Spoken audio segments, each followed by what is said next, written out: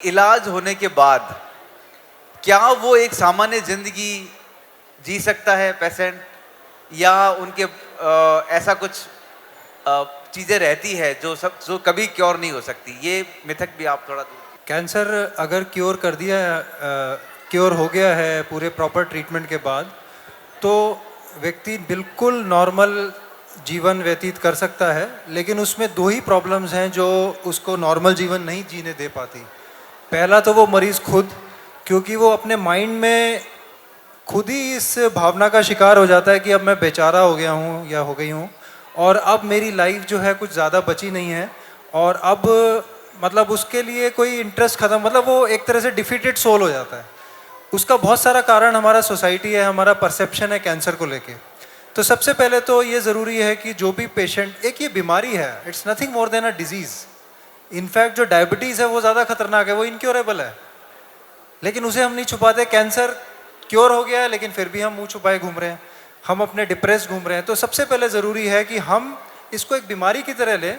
एक मशीन है बॉडी, उसमें एक डिफेक्ट आया कैंसर नाम का, सर्जन मैकेनिक ने उसको ठीक कर दिया, life should go on after that properly. तो सबसे पहले हमें खुद अपने आप को इस थॉट प्रोसेस से निकलना पड़ेगा। इससे बड़ी जिम्मेदारी हमारी सामाजिक तौर पर है। सोसाइटी उस मरीज को एक्चुअली नॉर्मल होने ही नहीं देती।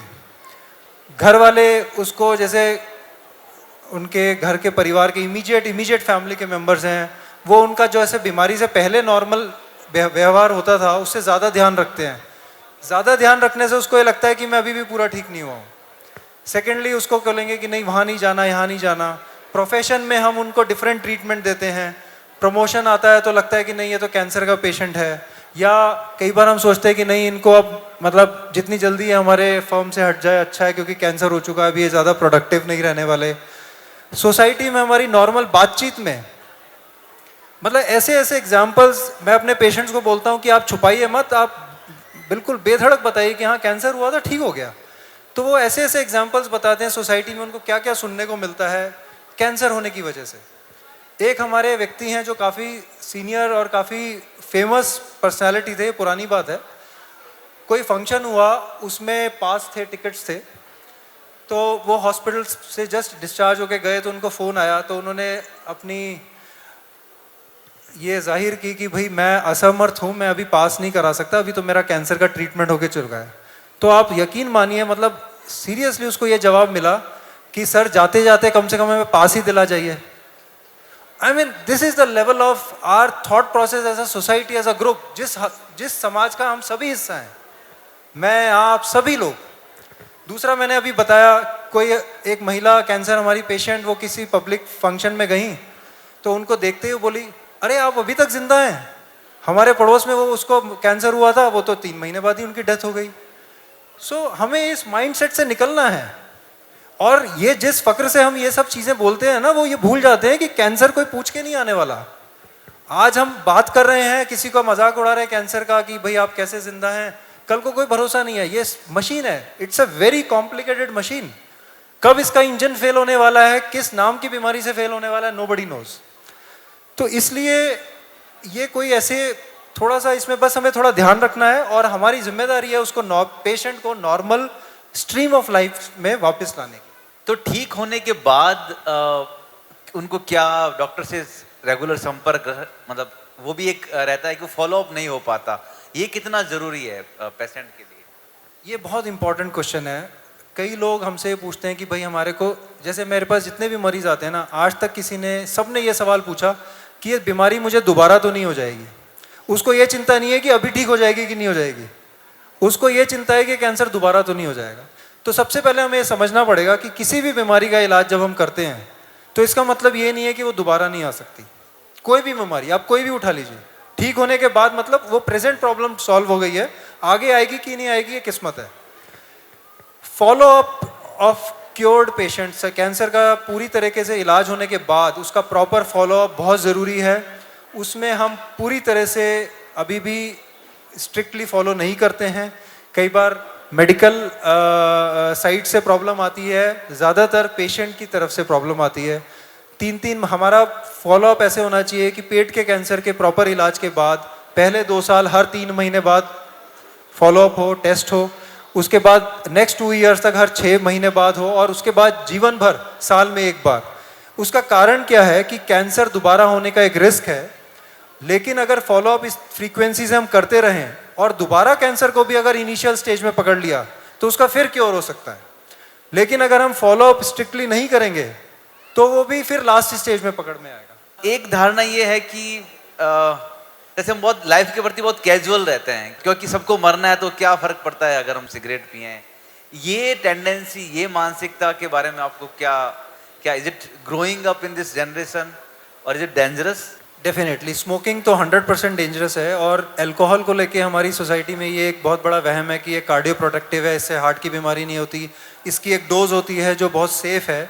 रिसेंटली आई थिंक आप सब लोगों ने भी सुना और पढ़ा होगा कि WHO ने एक अब डिक्लेयर कर दिया है कि अल्कोहल की कोई भी डोज सेफ नहीं होती है। तो ये दोनों ही एडिक्शंस बेकार हैं और बीमारी को इनवाइट करने वाले हैं। सबसे इम्पॉर्टेंट बात इस, जैसे ये इन्होंने बोला कि मरना तो एक दिन है ही, मरना हम सबको है, वो तो तय है, लेकिन किस तरीके से मरना है वो काफ़ी कुछ हमारे हाथ में है। और ये भी हमारे हाथ में है काफ़ी कुछ कि हमें कैंसर से मरना है या किसी और चीज़ से मरना है। कैंसर की डेथ जो है बहुत सफरिंग वाली है, तो कैंसर से हम बच सकते हैं 90% चांसेस है। और अगर हम ये एडिक्शंस वाले रास्ते पे चलते हैं तो इसमें बहुत सफरिंग इन्वॉल्व है।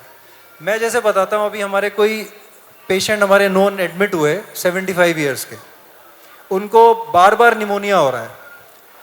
अब बाद में उनकी हिस्ट्री ली तो पता चला कि यंग डेज में 25 ईयर्स तक उन्होंने स्मोक किया था। अब आप सोचो 70 ईयर्स के ऊपर की एज में 6, 7, 9 महीने तक बार बार अस्पताल जाना, निमोनिया का इलाज कराना, ये कोई अगर हमें पहले बता दे तो कौन स्मोक करेगा। दूसरी बात, अल्कोहल और स्मोकिंग लेने के बाद उसका इफेक्ट बंद करते ही ऑर्गन नॉर्मल नहीं होता। अगर 10 साल मान लो किसी ने स्मोकिंग या अल्कोहल लिया है, उसके बाद उसको बंद करने के बाद लगभग उतना ही साल उस ऑर्गन को नॉर्मल होने में लगेगा। तो इसलिए नशे करने के लिए, इनफैक्ट हेल्थ का नशा सबसे बेस्ट है, तो please try to avoid these substances. अब मैं आपसे आखिरी में पूछना चाहूंगा कि आपका जयपुर वासियों के लिए और दुनिया को क्या संदेश है इस कैंसर अवेयरनेस डे के ऊपर, आप क्या कहना चाहेंगे? गौतम बुद्धा हम सब जानते हैं कौन थे। 2500 साल पहले उन्होंने एक बात बोली थी जो आज उतनी ही रेलेवेंट है, शायद इसीलिए उनको हम भगवान बोलते हैं कि उन्होंने वो उस टाइम पे ये चीज़ देख पाए। उन्होंने क्या बोला था कि हम सभी लोग अपनी सेहत और अपनी बीमारी के लेखक हैं। We all are the author of our own disease and health. मतलब हमें, अगर हम सेहतमंद हैं तो उसका कारण हम हैं, अगर हम बीमार हैं तो उसका कारण हम हैं। तो friends, health should be our own responsibility. हमारी हेल्थ हमारी रिस्पॉन्सिबिलिटी है। Please take charge of your own health. उससे बड़ी कोई भी दौलत नहीं है, उससे बड़ी कोई भी चीज़ नहीं है। आप सेहतमंद हैं भगवान के दया से और अपनी प्रैक्टिस से, तो आज कबीर कैफ़े एंजॉय कर पा रहे हैं। कबीर कैफ़े के जितने आर्टिस्ट हैं सेहतमंद हैं तो परफॉर्म कर पा रहे हैं। सो सेहत से ऊपर कोई चीज़ नहीं है। और 90 to 100%, 100 ना भी बोलें तो 90% हम बीमार रहेंगे कि सेहतमंद रहेंगे, ये हम तय करते हैं, अनजाने में और जानते हुए भी। तो please be healthy, be aware. Awareness is the key, that is why we always promote awareness is power. हम सब 500 रुपये भी कहीं लगाते हैं कहीं शेयर मार्केट में, तो पहले पता नहीं कितने दिन उसकी जानकारी लेते हैं, अवेयरनेस क्रिएट करते हैं कि ये पैसा डूब ना जाए। हम खुद डूबते जा रहे हैं अपनी आदतों का शिकार होके। Please be aware and be healthy.